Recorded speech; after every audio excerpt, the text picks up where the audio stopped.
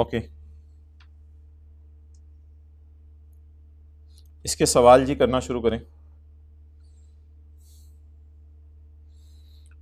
Presentation का page number किताब में बता दें, निकाला होगा किसी ने। 376 जी, स्टार्ट करें जी, पेज 373 से। रिसीवेबल की डेफिनेशन हाईलाइट करें जी आज। रिसीवेबल क्या होता है? अनकंडीशनल राइट या कंडीशनल राइट? अनकंडीशनल राइट, कोई कंडीशन नहीं लगी हुई तो मेरा डेटर है। An unconditional right to receive money is presented separately as a receivable. लेकिन एक बात और देखें, जब आप डेटर बुक करते हैं ना, तो a right is unconditional if only the time is required before payment. Time का इंतजार कर रहे होते हैं या कंडीशन पूरी होने का? बस टाइम का। अब दुकानदार ने आपने घी का डब्बा बेचा, उसने कहा यार पैसे कल ले आऊंगा, इंतजार करते रहे टाइम का। कोई कंडीशन नहीं, अल्लाह का शुक्र है, कोई कंडीशन आपने पूरी नहीं करनी।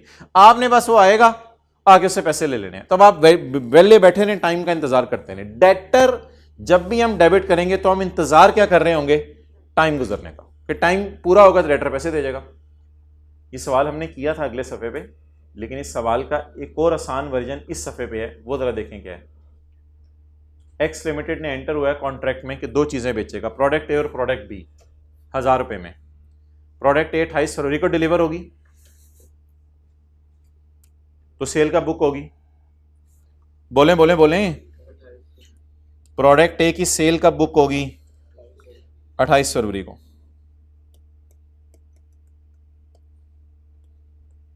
रेवेन्यू ए 31 मार्च को क्या डिलीवर होगी? Product B. इसका रेवेन्यू कब बुक होगा? बोले 31 मार्च को। The promises to transfer product A and B are, easy marks paper में ले लिया हमने। The promise to transfer product A and B identifies as separate वादे। ये सेपरेट वादे हैं, कोई प्रोडक्ट ए को बी के अंदर घुसा के इंटीग्रेट करके नहीं बेचना हमने। ये एक आलू है, एक टमाटर है, दोनों अलग वादे हैं। ₹400 is allocated to product A and 600 to product B. कहते हैं एलोकेशन मैंने करके दे दिया, 400 ए को, 600 बी को। कहते हैं वो मैंने करके दे दिया, वो आपने नहीं करनी। X record revenue and unconditional, and debtor होता है ना unconditional right. X record revenue and debtor when control is transferred. कोई कंडीशन नहीं लगाई सवाल ने।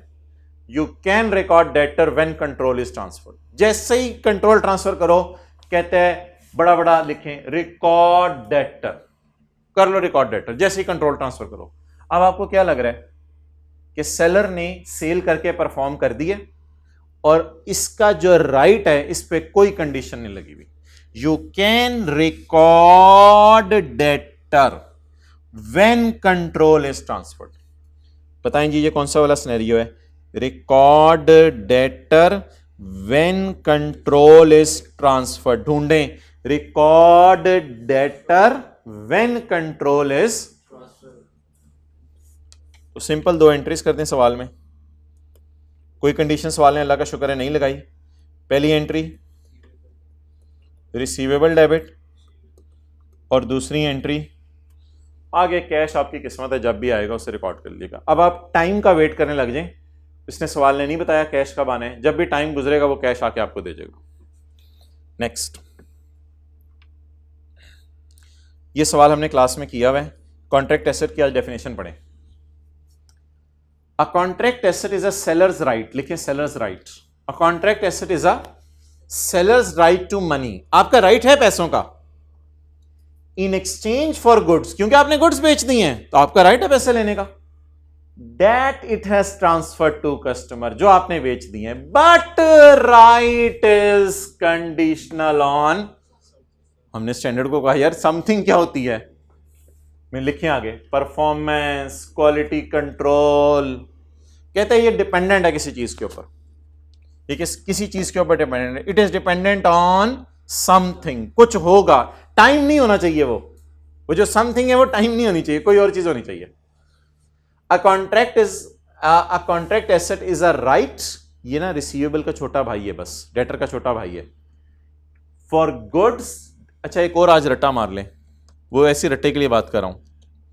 जिंदगी में कभी भी कॉन्ट्रैक्ट एसेट क्रिएट कीजिएगा ना तो एंट्री यही होती है, इसके अलावा और कोई एंट्री नहीं होती। यानी ऐसी कोई एंट्री नहीं है जिंदगी में contract asset debit, contract liability credit, ऐसी कोई एंट्री नहीं है। कॉन्ट्रैक्ट एसेट की क्रिएशन की सिर्फ एक एंट्री है बस, जब चीजें डिलीवर करो राइट बुक कर लो पैसे लेने का, लेकिन this right is conditional.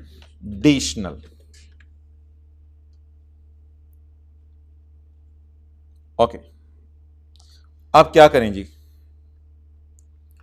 A contract asset is a right to consideration exchange for goods that it has transferred, but right to receive money is conditional on something.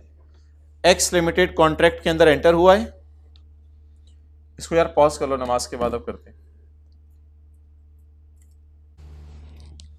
अच्छा जी, example 2 page 374 ये class में की हुई है। X Limited enters into a contract to transfer product A and B in exchange of rupees 1000. Product A is delivered on 28 February and product B is delivered on 31 मार्च। तो अब हम क्या करेंगे? 28 फरवरी को क्या डिलीवर होनी है? प्रोडक्ट ए, तो रेवेन्यू ए का बुक कर लेंगे। 31 मार्च को क्या डिलीवर होनी है? प्रोडक्ट बी, तो रेवेन्यू बी का बुक कर लेंगे। The promises to transfer product A and B are identified as separate वादे। Rupees 400 is allocated to product A and 600 to product B. Revenue is recorded when control is transferred. वो हमने कर लिया।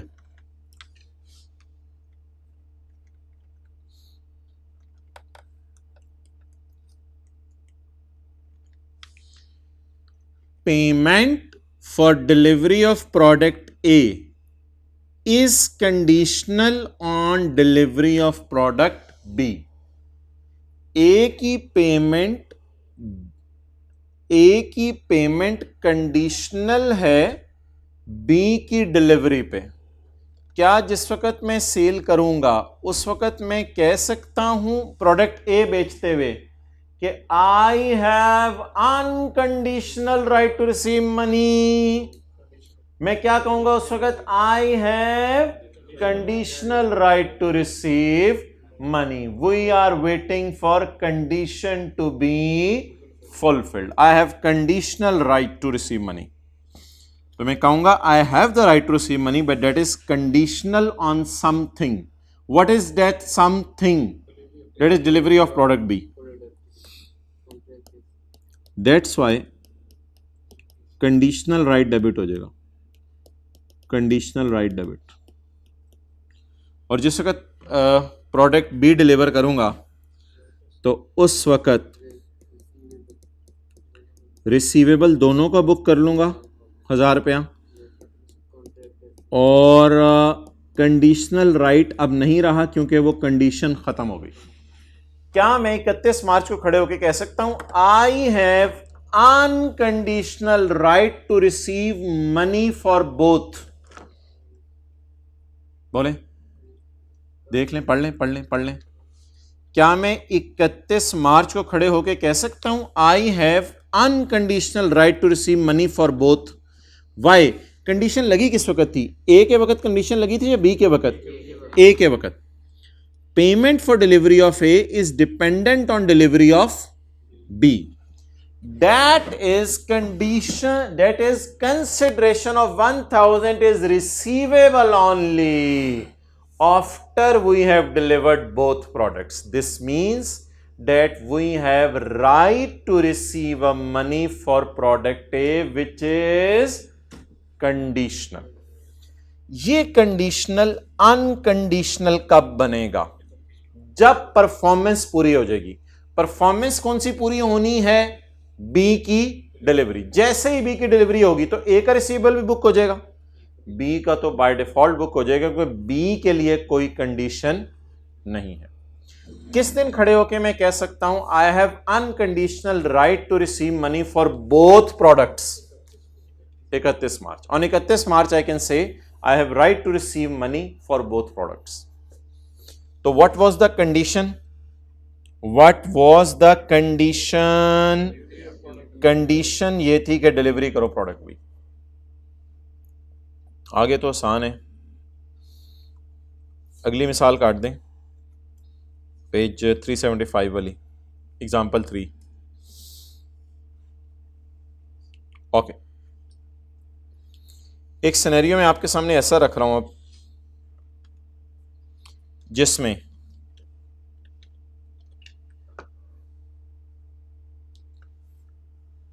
ना customer ने पैसे दिए होंगे, ना सेलर ने डिलीवरी की होगी, लेकिन कॉन्ट्रैक्ट इन दोनों से पहले ही चीख चीख के पुकार रहा होगा, seller has unconditional right to receive money, seller has unconditional right to receive. Bilawal वाली कहानी कि बिलावल ने ना पैसे दिए, ना बिलावल को गाड़ी बेची, बल्कि बिलावल सखी था, एक फिक्रा बोल के चला गया, I have unconditional right, sorry seller ने कहा I have unconditional right to receive money from Bilawal. तो बिलावल ने खुली छूट दे दी, you can demand money from me any time.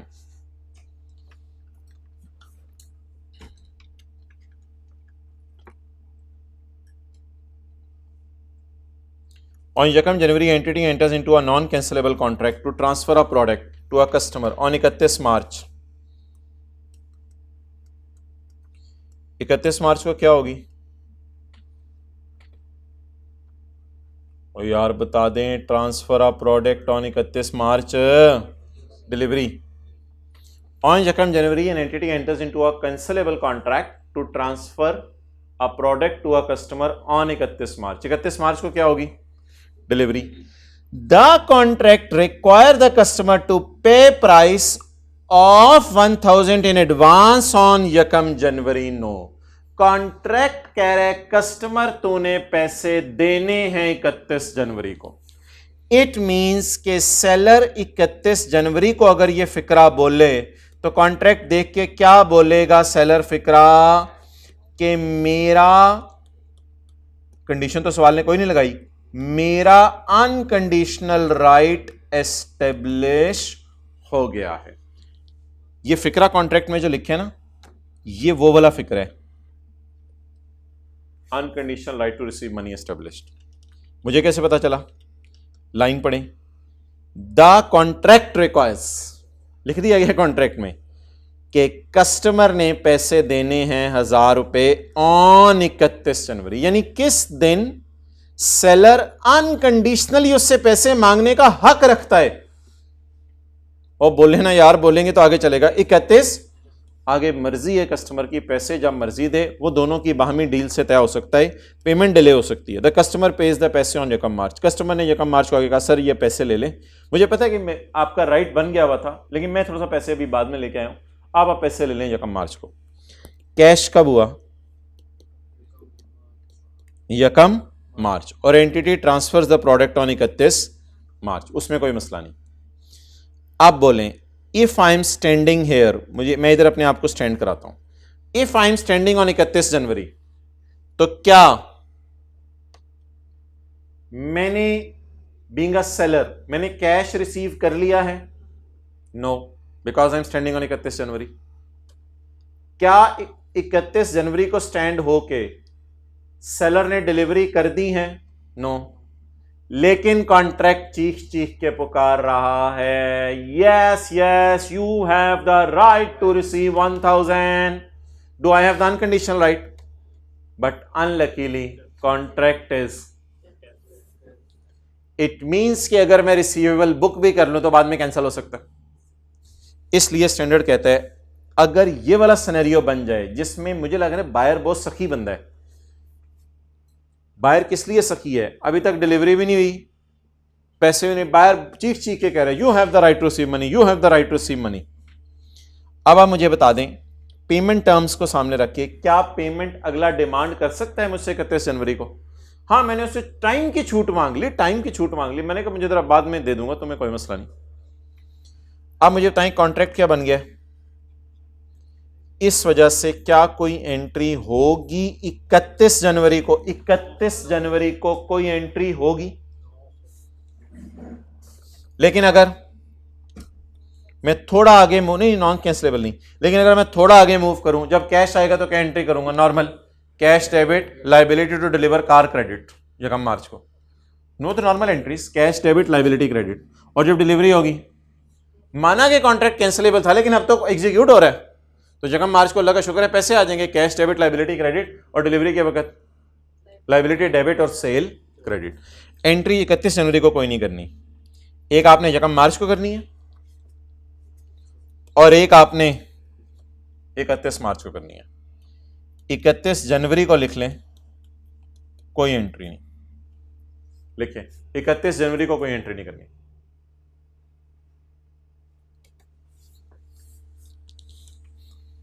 Example 5, all facts are same except that contract is now non cancellable. Now non cancellable, contract अब cancel नहीं हो सकता। All data same.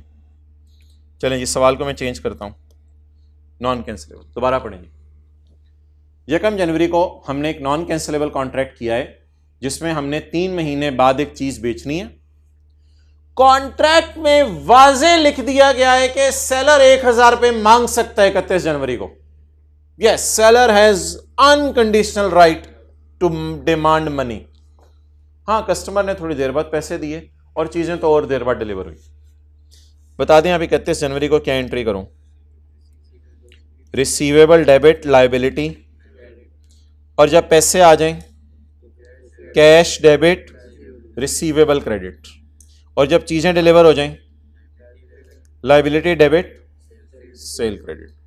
अब एक एक्स्ट्रा एंट्री देखें जो हमने पास्ट पेपर क्वेश्चन 7 के थर्सडे वाले सवाल में की थी। लिखें, ये पहली दफा एंट्री हमने सीखी थी पास्ट पेपर के क्वेश्चन 7 में। क्या एंट्री है बोलें जी, और डेट भी बताएं।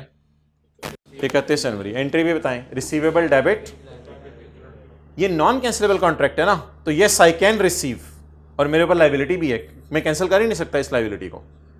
और आप थोड़ा सा वेट करें, महीने बाद जब जब पैसे आ जाएं तो रिसीवेबल को किताबों से खड़का दें, फारग कर दें, और जब 2 महीने बाद आप चीजें बेच दें तो फिर आप लाइबिलिटी को किताबों से फारग करके क्या बुक कर लें? रेवेन्यू। अगला काट दें।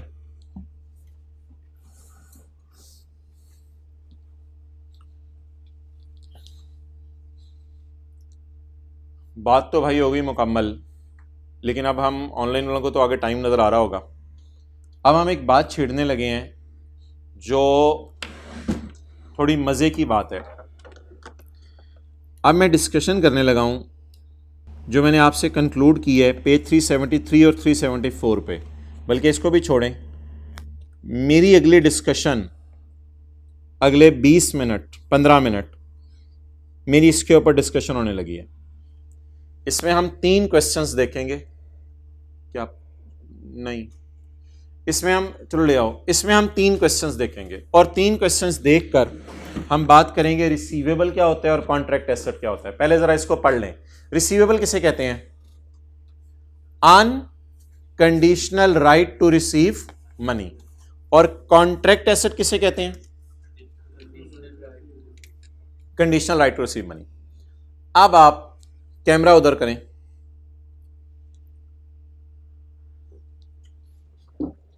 मुझे यह बताएं कि आज सुबह वाले सवाल में हमने रेवेन्यू बुक किया था इतना। आपको पता है 3 चीजें क्या होती हैं? इतने पैसे दे दिए थे, इतने पैसे दे दिए, इतने दे देंगे। बड़ी आसान सी होती हैं 3 चीजें। मैंने जब चीज बेच दी तो कंट्रोल ट्रांसफर हो गया, क्या बुक कर लूं? रेवेन्यू। उस रेवेन्यू के बदले मैंने पेमेंट करनी है। पेमेंट के 3 तरीके हैं। एडवांस पेमेंट कर दें थोड़ी सी, इतने पैसे दे दिए थे, इतने दे दिए, इतने दे देंगे। जो दे देंगे पैसे वो कहां जाने चाहिए? It is a right to receive money. It is a right to receive. ये एक रिसीवेबल है जिसे कहते हैं अनकंडीशनल राइट टू रिसीव। इसके लिए मैं सिर्फ टाइम का इंतजार करूंगा, जब टाइम गुजर जाएगा ये पैसे मुझे मिल जाएंगे। डन। एक ये सवाल हो गया, डेट इज पास्ट पेपर का क्वेश्चन नंबर 13। एक सवाल मैं आपके सामने और खोलने लगा हूं। डिस्कशन मेरी क्या चलने लगी है इन दोनों एंट्रीज के ऊपर। कंट्रोल एफ, प्रेक्लूड का लफ्ज था एक सवाल में। यह एक सवाल था, इसके अंदर मुझे बताएं रेवेन्यू कितना बुक हुआ था, कितना बुक हुआ था रेवेन्यू, बोलें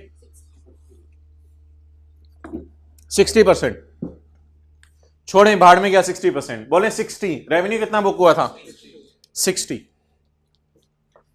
पैसे कितने आए थे एडवांस के अंदर, कितने दे दिए थे 10। 31 दिसंबर 8 को रेवेन्यू कितना बुक किया था 60, पैसे कितने दे दिए थे 10।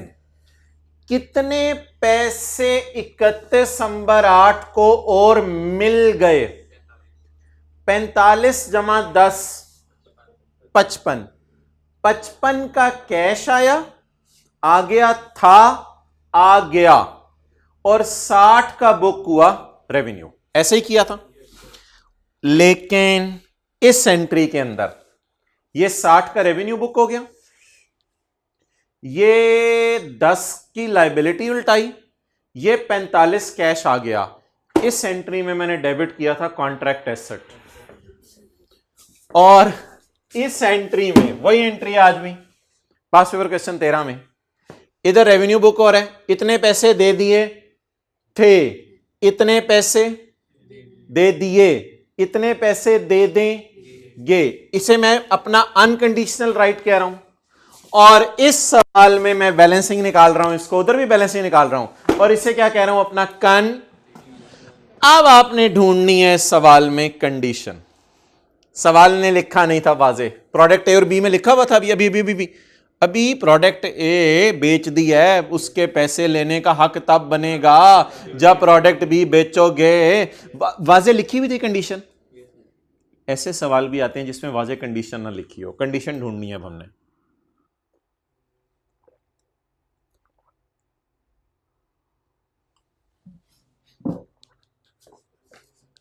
ओके खत्म कर दो, कहीं से कंडीशन ना ढूंढें, कोई ज्यादा हमने साइंसदान नहीं बनना, बात सिंपल है। एक चल रही होती है पार्टी से पेमेंट टर्म्स, एक चल रहा होता है हमारा रेवेन्यू, इनमें फर्क होता है, इनमें फर्क होता है, दुनिया बहुत आगे निकल गई है, इनमें फर्क होता है, बराबर बराबर नहीं होता, यानी कैश सेल नहीं हर जगह हो रही, पेमेंट टर्म्स अलग चल रही हैं, रेवेन्यू अलग चल रहा है। पेमेंट टर्म सवाल में ये है कि 31 दिसंबर 8 को हम आएंगे, आके तुम्हारा काम देखेंगे, तुम्हारी प्रोग्रेस देखेंगे, अगर तुम्हारी प्रोग्रेस अच्छी हुई, तुम्हारी प्रोग्रेस देख के तुम्हें 45% पैसे लेने का अनकंडीशनल राइट होगा। असल में payment terms is an unconditional right, payment terms unconditional right होती हैं, जो पेमेंट टर्म्स उसमें एग्री हो गई हैं। तो पेमेंट टर्म्स के मुताबिक मेरा अनकंडीशनल राइट कितना बनेगा 45%, अनकंडीशनल राइट मेरा बन जाएगा 45%। लेकिन ये डेटर नहीं होगा, ये कैश में आ गया, फौरन कैश फॉर्म में आ गया, तो अनकंडीशनल राइट फौरन रिसीव भी हो सकता है। मेरा अनकंडीशनल राइट है 45, बाकी मैं ऑलरेडी रिसीव कर चुका हूं। अब मैं क्या कंडीशन पूरी करूं कि 10, 45 और बाकी 45 जो 31 दिसंबर 9 को होने, मैं क्या कंडीशन पूरी करूं जिसकी वजह से बाकी 45% भी मेरा अनकंडीशनल बन जाए। That is, मैंने कॉन्ट्रैक्ट इज इंसेप्शन है ये, द प्राइस इज ये, the expected date of possession is 31 December. 31 दिसंबर 9 को आपने डिलीवरी ट्रांसफर करनी है, और 31 दिसंबर 9 को प्रोग्रेस होगी तो तुम्हारा राइट बनेगा, अगर प्रोग्रेस ना हुई तो तुम्हारा राइट। ये पैसे मैं उसको बिल्डिंग देख के दे रहा हूंगा या बस डेट आ गई है तो मुंह उठा के जाके दे दूंगा? बताएं, 10% दे दिए यकम जनवरी 8 को, 10 जमा 45%, 55 टोटल दे दिए, 45 बाकी रह गए, क्योंकि 45 जमा 45 जमा 10 है ना, 45 इस दिन, 45 इस दिन, 10 इस दिन। तो ये जो बाकी मैंने एंट्री करने की कोशिश की, 60% का क्या बुक किया रेवेन्यू, कैश कितना 45, पुराना कैश 10%, बाकी ये 5% बचा है, 3 मिलियन का 5% देख लीजिएगा।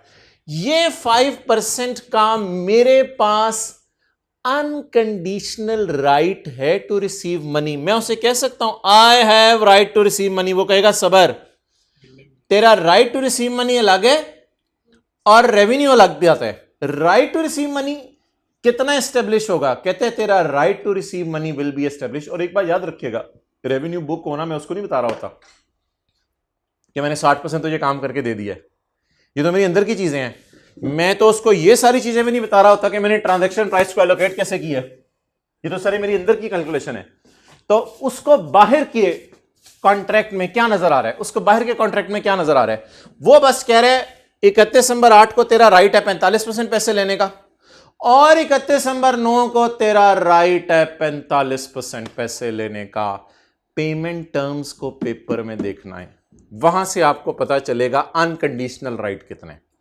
अब मेरा अनकंडीशनल राइट एस्टेब्लिश होगा 31 दिसंबर 8 को, बाकी अनकंडीशनल राइट कब एस्टेब्लिश होगा? 31 दिसंबर 9 को। वो लकीली साथ ही कैश भी मिल रहा है, इसलिए डेटर का लफ्ज ही नहीं सवाल में आया, साथ ही कैश आ गया। तो इस दिन जाके मैंने कंडीशन पूरी हो गई, 31 दिसंबर 9 को कॉन्ट्रैक्ट एसेट क्रेडिट कर दिया। अच्छा, अब थोड़ा सा वेट करके मैं आता हूं पास पेपर के क्वेश्चन नंबर 13 में जो हमने किया अभी। इस सवाल में जरा मैं देखता हूं कि मैंने डेटर क्यों डेबिट किया था। रोम्बस वाला कोई सवाल है ये। अच्छा, इसमें ये था, इसमें जी कुछ कहानी ऐसे है कि पेमेंट टर्म्स ढूंढें जहां से हमें अनकंडीशनल राइट पता चले। पेमेंट टर्म्स ढूंढें। पेमेंट टर्म्स आपको सवाल के अंदर मिलेंगी यहां, as per the payment terms. उधर पेमेंट टर्म्स 10, 45, 45, और वो 10 और 45 प्रोग्रेस पे डिपेंड कर रही थी। प्रोग्रेस कर दो इधर। As per the payment terms 30% का अनकंडीशनल राइट आपको है 1 जनवरी 22 को। वो वैसे ही मेरे पास कैश आ गया था तो मैंने रिकॉर्ड कर लिया। इसके बाद while 50% was paid at the time of delivery, 50% का पैसों का राइट और कब मिल जाएगा? डिलीवरी के टाइम। 50% ये हो गया। अब बाकी 30% मैंने देखने वो मेरी प्रोग्रेस पे डिपेंड कर रहा है या बाकी 30% में सिर्फ टाइम गुजरने का इंतजार होगा। 30% 20%, remaining 20% will be paid on February 23। Remaining 20% will be paid on 23। अब पेमेंट टर्म्स को अगर मैं देखूं तो मुझे यह लग रहा है कि शायद ये 20% का अनकंडीशनल राइट फरवरी 23 को बनेगा। नहीं, मुझे बताएं क्या इधर कोई ऐसी बात लिखी हुई है कि तुमने फलां कंडीशन सेटिस्फाई करनी है तो मैं तुम्हें पैसे दूंगा? उधर क्या लिखा हुआ था? Progress payment. प्रोग्रेस से लिंक हो रही थी पेमेंट। उधर पेमेंट टर्म्स प्रोग्रेस से लिंक हो रही थी, इसलिए मैं कह रहा था पेमेंट टर्म्स पे गौर करें, पेमेंट टर्म्स पे गौर करें और पेमेंट टर्म्स से निकालें अनकंडीशनल राइट। इधर क्या पेमेंट टर्म्स प्रोग्रेस से लिंक हो रही हैं? क्या प्रोग्रेस का लफ्ज लिखा हुआ है कि 20% में फलां काम करके दे दोगे? मेरे ख्याल से इस 20% के लिए तो उसने ये भी नहीं बताया कि ये 20% तुम्हें मैं तब दूंगा जब तुम मुझे अपग्रेड करके दे दोगे या मेंटेनेंस दे दोगे। अगर कोई ऐसा लिखा होता कि ये दोनों चीजें तुमने मुझे दे दी हैं, ये दोनों जब दोगे तब ये 20% तुम्हारा है, ये फिर क्या बन जाता? या कोई ऐसी लाइन लिखी आती, and remaining 20% will depend upon progress. अब पेमेंट टर्म्स खाली नहीं देखनी होंगी। पिछले सवाल में पेमेंट टर्म्स के साथ एक लफ्ज आ रहा था, what was that word? Progress payment. Progress करो यानी मुझे 40% बिल्डिंग बना के दे दो, प्रोग्रेस करो तो तुम्हारी पेमेंट टर्म्स के मुताबिक आता है। इधर कोई ऐसा लफ्ज है कि प्रोग्रेस करो तो ये पेमेंट है? मेरे ख्याल से अगर मैंने कंट्रोल ट्रांसफर कर दिया है यहां हार्डवेयर और सॉफ्टवेयर का, तो कंट्रोल ट्रांसफर करते ही मेरा अनकंडीशनल राइट बन गया है पैसे लेने का। Debt is not conditional on anything. मुझे सवाल पढ़ के यह लग रहा है कि मुझे सिर्फ टाइम का वेट करना है, कोई कंडीशन पूरी नहीं करनी। टाइम का कैसे वेट करना है? आई एम स्टैंडिंग ऑन यकम मार्च, आई विल वेट फॉर अगले साल का फरवरी, उसका इंतजार करता रहूंगा और मेरा क्या बन जाएगा? पेमेंट मेरी आ जाएगी, मेरी पेमेंट आ जाएगी। तो इस सवाल में कोई उधर प्रोग्रेस पेमेंट्स का लफ्ज लिखा हुआ था पेमेंट टर्म्स के अंदर, इधर क्या प्रोग्रेस पेमेंट्स का लफ्ज लिखा हुआ है या नथिंग, कोई ऐसी बात? तो उस सवाल में एक हिडन कंडीशन थी, इस सवाल में देयर इज नो कंडीशन। ये दो सवाल हो गए, इसलिए सवाल में हमने क्या बुक किया है? रिसीवेबल। और बहरहाल यार कोई आधा एक नंबर होगा, इतनी परेशान होने की जरूरत नहीं इसकी। आखिरी सवाल, ताकि इस बहस को हमेशा के लिए ख़त्म कर दें, वो मैं आपके सामने रखने लगा हूँ। फिर तीनों सवालों का मैं नंबर भी आपको लिखवा दूंगा। हैंडसेट वाला एक सवाल है किताब के शुरू में, आसान सा सवाल है, इसकी एलोकेशन मैं आपको इधर ही करवा दूंगा। यकम जनवरी को उमर एंटर हुआ है 12 महीने के पे मंथली कॉन्ट्रैक्ट में। पे मंथली, पेमेंट्स कब होंगी? मंथली। पेमेंट टर्म्स पकड़ें, पेमेंट कब होंगी? Monthly. Pay monthly contract for a mobile phone. The contract is with Mobiling, contract Mobiling के साथ है। And terms of the plan are, Umar को फ्री हैंडसेट मिलेगा। ये फ्री तो मैं उसको बताऊंगा ना, मैं तो इधर हैंडसेट की कोई ना कोई सेल वैल्यू बुक करूंगा, फ्री में तो नहीं बेचूंगा। उससे मैं बताऊंगा तुम्हें फ्री हैंडसेट मिलेगा। और अब हैंडसेट का रेवेन्यू यकम जनवरी 14 को बुक होगा, क्योंकि फ्री हैंडसेट उसे रिसीव हो जाएगा, परफॉर्मेंस ऑब्लिगेशन सेटिस्फाई हो जाएगी। रेवेन्यू बुक करने वाले इजी मार्क्स होते हैं, वो अलग बहस है। उमर पे किया करेगा मंथली, पे मंथली, मंथली पे किया करेगा 200 रुपया। कितने महीने तक?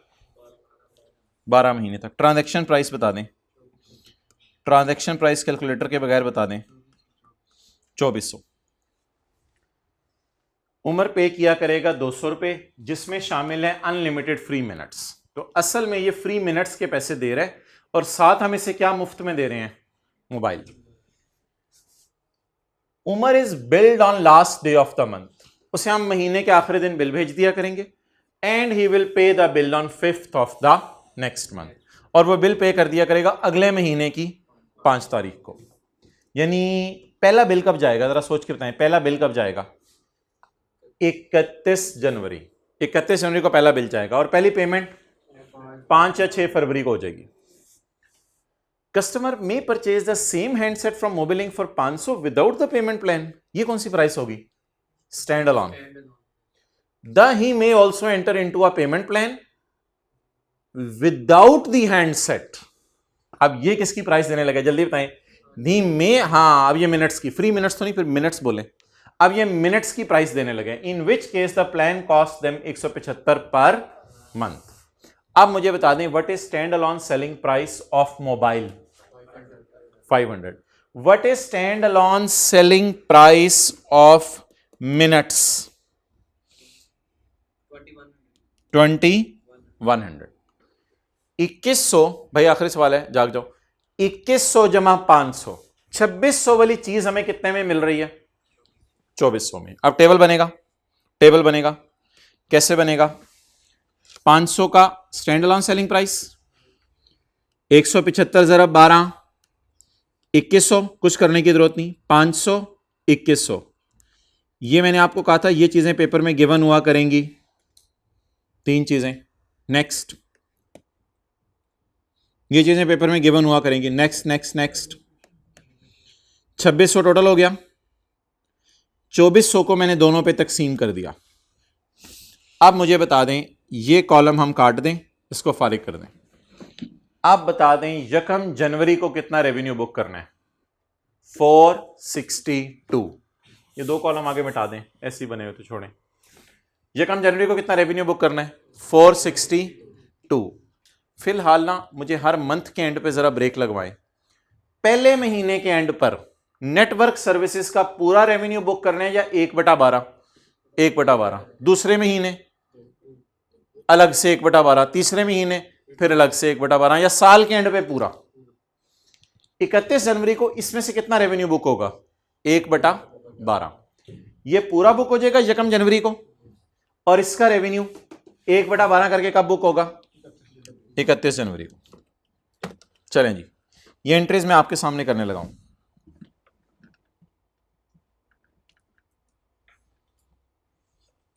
पहले इजी मार्क्स लें। इजी मार्क्स किसके? एंट्रीज के। 1 जनवरी को क्या डिलीवर किया है? मोबाइल। रेवेन्यू किसका बुक करें? मोबाइल का। कितना? आपके सामने खुला हुआ है 462। 31 जनवरी को मैंने कौन सी परफॉर्मेंस ऑब्लिगेशन सेटिस्फाई कर दी? बोलें जल्दी बताएं, मोबाइल या फिर मिनट्स? रेवेन्यू सर्विसेज जो उसको दे रहा हूं मैं, सर्विसेज का टोटल रेवेन्यू कितने? 1938 इंटू, मैं हर महीने की एंड पे एंट्री कर रहा हूं 162। ये रेवेन्यू बुक करके मैंने क्या इजी मार्क्स ले लिया करें। अब पेमेंट वाली अलग कहानी है। मुझे ये बताएं, जब मैं उसको मोबाइल बेचूं और 2 जनवरी को मेरी बैलेंस शीट एंड हो जाए, तो मैं उसे कहूंगा डेटर डेबिट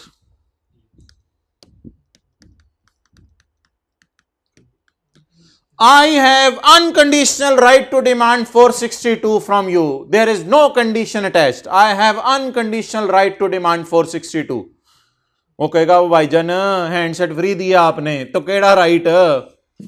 आपने अभी तक मुझे दिया ही क्या है? 1 जनवरी के शाम को कहेगा आपने अभी तक मुझे दिया ही क्या? हमने कहा हैंडसेट। वो कहेगा भाईजान फ्री है, प्लीज कॉन्ट्रैक्ट पढ़ें, फ्री है। मैं कहूंगा I have the right to receive money, I have the right to receive money, I have the right to receive money. कहते हैं कौन सा right to receive money? Your right to receive money is conditional. Hidden condition. Your right to receive money is conditional. Conditional on rendering of services by you. Please render me 1 month service. तुम 1 महीने की मुझे service दो. Then you will have unconditional right to demand 200. क्यों? मुझे बता दें monthly billing कैसे होनी है। उससे मुंह खोल के मैं सिर्फ कितने मांग सकता हूं? 200। आप बताएं, रिसीवेबल इससे 200 बुक कर लूं, इस पे तो कोई एतराज वाली बात नहीं। I have unconditional right to receive money on 31 January. इसी तरह 28 फरवरी को रिसीवेबल बुक करूंगा उससे 200 का, और वो रिसीवेबल इंशाल्लाह 5 दिनों में मुझे रिसीव भी हो जाएगा। सवाल में लिखा है अगले महीने 5 दिन में वो पेमेंट कर दिया करेगा। मेरा सवाल वहीं फंसा हुआ है, क्या मैं 1 जनवरी को खड़े होकर उसे कह सकता हूं I have unconditional right to demand 462? वो कहेगा कौन सा 462? वो कहेगा that is dependent on performance by you. मैं कहूंगा कौन सी परफॉर्मेंस? जैसे उधर प्रोग्रेस था, उधर प्रोग्रेस का लफ्ज था, इधर एक हिडन बात है। क्या हिडन बात है? सोचे, do I have the right to demand 462? Can I उसको जाके मैं कह सकता हूं यार मुझे 462, लेकिन मेरे दिल के अंदर आवाज होगी कि 462 उससे लेने हैं। तो because condition is not fulfilled ना, here condition is bit different. Here condition is not product B, here condition is delivery of service. अब मुझे बताएं, ये एंट्रीज मेरी यहां तक सही है। अब बीच वाला स्यापा वो बड़ा आसान से, कितना कॉन्ट्रैक्ट एसेट बुक करूं? ये एकदम खत्म नहीं होगा क्योंकि प्रोडक्ट बी एकदम डिलीवर होगी थी तो खत्म हो गया था। ये आहिस्ता आहिस्ता खत्म होगा। अब कॉन्ट्रैक्ट एसेट, दिल की आवाज को थोड़ा सा खत्म कर दें, 38, और जी 5-6 दिन बाद वो आके पैसे दे देगा। वो देखें लिखा हुआ है सवाल में, ढूंढे कहीं क्या लिखा हुआ है? He pays the bill within 5 days of next month, अगले महीने। तो 5 फरवरी को मुझे पैसे दे देगा। कैश डेबिट रिसीवेबल क्रेडिट, मैंने शायद 6 फरवरी की डेट डाली हुई है गलती से सोल्यूशन में, तो कैश डेबिट रिसीवेबल क्रेडिट। अगले सफे पे एंट्रीज लिखी हुई हैं। ये चलें इस डिस्कशन को यहाँ पे क्लोज करें। इंशाल्लाह अगली क्लास में यहीं से थोड़ा सा ज़रा रिज्यूम करेंगे, इसको थोड़ी सी हजम करने की कोशिश करें, बट कोई इतना मसले वाली बात नहीं है। बाकी रेवेन्यू और बाकी चीज़ें सही होनी चाहिए। कभी कभी कॉन्ट्रैक्ट एसेट की जगह आप डेटर लिख सकते हैं, लेकिन अगर प्रोडक्ट ए और बी टाइप सवाल आ गया तो that would be very easy कि प्रोडक्ट, वो तो बड़ा आसान था, फौरन पता चल रहा था, बंद नहीं करनी बुक, वो तो बड़ा आसान था कि प्रोडक्ट बी के पैसे, सॉरी प्रोडक्ट ए के पैसों को तुम तब मांग सकते हो जब क्या डिलीवर कर दो, और इधर मैं 200 कब मांग सकता हूं, जब मैं उसको सर्विस दे दूं। इसका मतलब मोबाइल बेचने पे मुझे क्या बुक करना चाहिए, contract asset. Done, okay. Tick कर लें जो पैरा स्टैंडर्ड में से आपने देखने हैं और जो वैसे चीज़ें पढ़नी है आपने वो टिक कर लें। पहले सफ़े से टिक करना शुरू करें, एक तरह की रिवीजन भी हो जाएगी। एक दो बातें बीच में ना बतानी भी हैं नई। डेफिनेशंस पढ़ लीजिएगा इनकम, रेवेन्यू, कस्टमर की, यहीं से। इस स्टैंडर्ड में जी पहला है आइडेंटिफाई कॉन्ट्रैक्ट, दूसरा आइडेंटिफाई पीओ, तीसरा है डिटरमिन ट्रांजैक्शन प्राइस, चौथा है एलोकेट ट्रांजैक्शन प्राइस और पांचवा है रिकॉर्ड रेवेन्यू। अगर हम पहला शुरू करें तो पहला is identify the contract with the customer. Customer के साथ कॉन्ट्रैक्ट आइडेंटिफाई करें। इसमें मोहतरम स्टार लगा लें। यह पैरा आपने स्टैंडर्ड में ढूंढना है, पैरा 19। इसमें कितनी बातें पूरी होनी चाहिए कॉन्ट्रैक्ट में, 5। इसे कहते हैं आइडेंटिफिकेशन ऑफ कॉन्ट्रैक्ट। आगे चलें, इनको टेक कर लें, ये स्टैंडर्ड में से ढूंढने की जरूरत नहीं, ये बातें हमने बड़ी डिटेल से डिस्कस की थी, इनको बस टिक कर लें, इनको यहीं से पढ़ लीजिएगा। आगे एक और बात थी कि दोनों में से कोई पार्टी भी अगर कॉन्ट्रैक्ट कैंसिल कर सकती है तो चाहे कॉन्ट्रैक्ट में 5 शराइत पूरी भी हैं तो कॉन्ट्रैक्ट ही नहीं है। इन दोनों को भी टिक कर लें।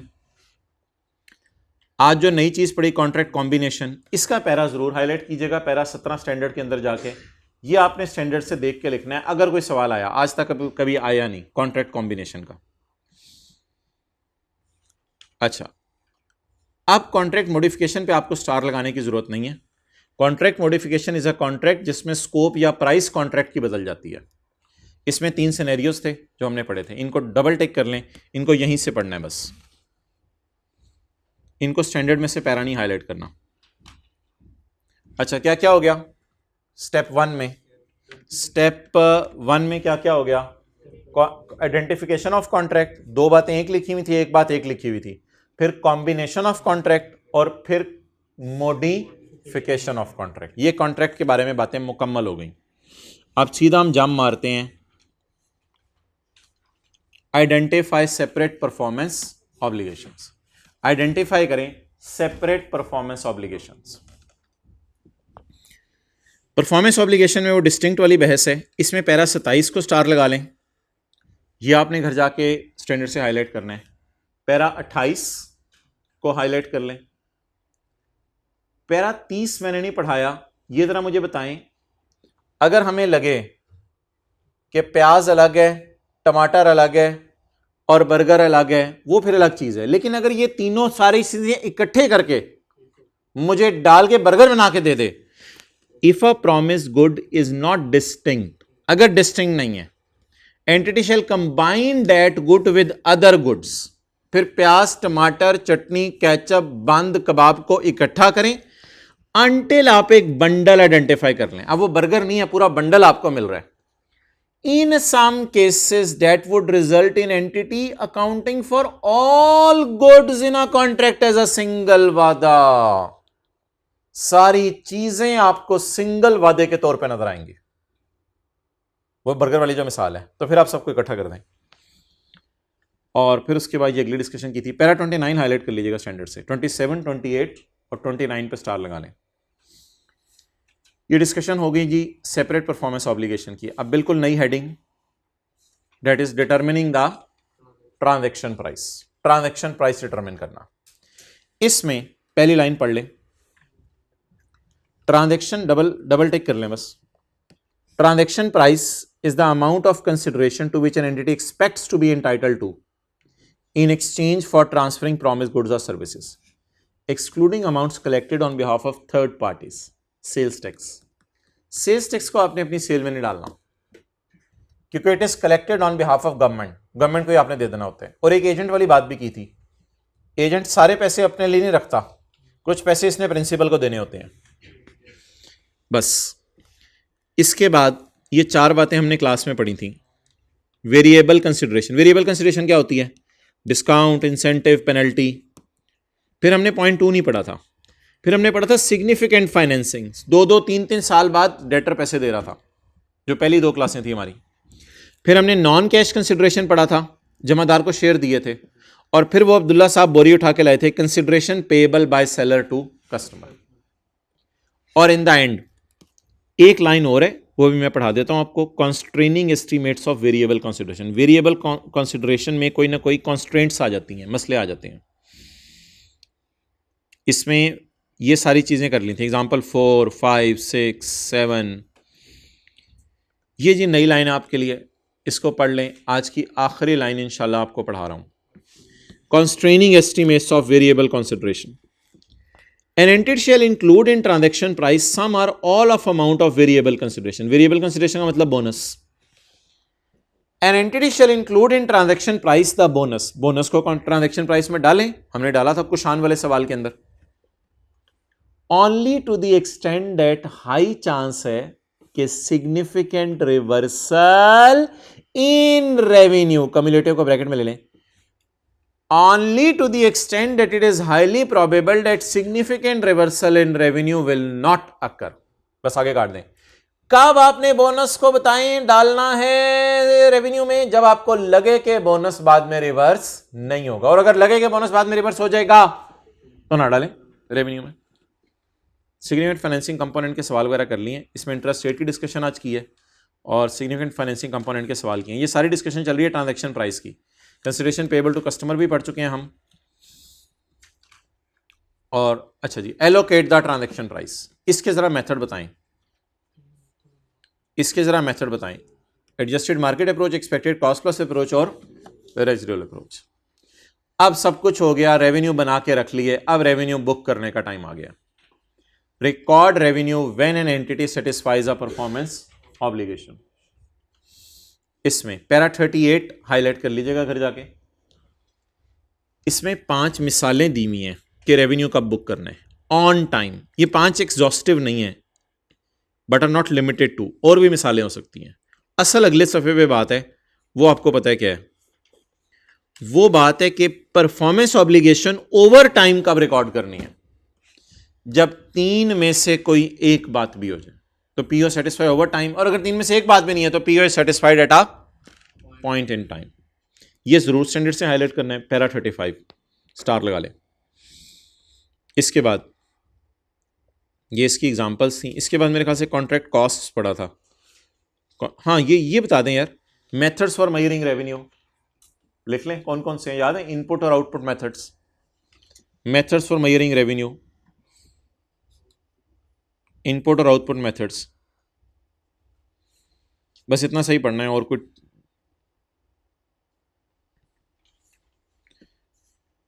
कॉस्ट टू ऑब्टेन कॉन्ट्रैक्ट पढ़ा था।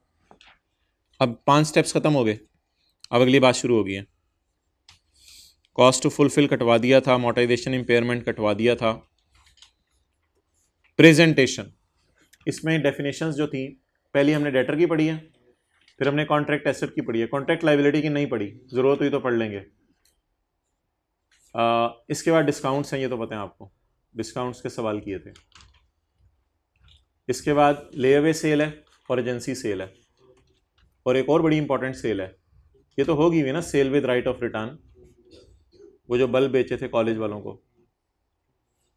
इसके बाद बिल एंड होल्ड अरेंजमेंट है, ये बड़ा इंपॉर्टेंट है, बिल एंड होल्ड अरेंजमेंट। इसमें कोई स्टैंडर्ड का पैरा नहीं है, ये यहीं से डबल टिक करना है। एंड इन द एंड, अच्छा ये देखें ज़रा, इस तरह ना सवालों के जवाब देने आसान हो जाते हैं अगर थ्योरी का सवाल आ जाए। Identify contract, identify POs, determine transaction price, allocate transaction price, record revenue और उसमें तफसील। इस तरह ज़रा सवाल का जवाब देना आसान हो जाता है। ऑन पेज 383 डिस्काउंट वोचर हमने पढ़े और कस्टमर का लॉयल्टी प्रोग्राम पढ़ा है, वो आज की क्लास में पढ़ा है, कस्टमर लॉयल्टी प्रोग्राम। इसका एक सवाल अब मैंने आपको देना है कस्टमर लॉयल्टी प्रोग्राम का होमवर्क में डाल के, वो मैंने आपको बताया था, सवाल भी डाल दूंगा, उसका सोल्यूशन भी। तो ये एक साहब इधर बैठे हुए हैं, अब्दुल्ला साहब, उन्होंने कहा था स्टैंडर्ड की थोड़ी सी समरी बना दें, लेकिन समरी बनाने के बाद अंदाज़ा होगा कि ये तो वही 5 स्टेप्स ही हैं। तो सवाल पढ़ते हुए ना इन चीज़ों को ज़हन में रख लीजिएगा पेपर में, कॉन्ट्रैक्ट एग्जिस्ट करे या नहीं, टाइम कितने पैसे और डिलीवरी में, ये हर सवाल में देखिएगा ताकि आपको पता चले डिस्काउंटिंग करनी है या नहीं करनी। अगर 1 साल से कम है तो डिस्काउंटिंग में नहीं करनी होगी। कितने वादे हैं वो देख लीजिएगा, डिस्टिंक्ट वगैरह देख के। क्या वादे at a point in time satisfy हो रही हैं या ओवर टाइम। जैसे मेंटेनेंस सर्विस का ओवर टाइम हो रहा था, ये दोनों पॉइंट इन टाइम हो रहे थे।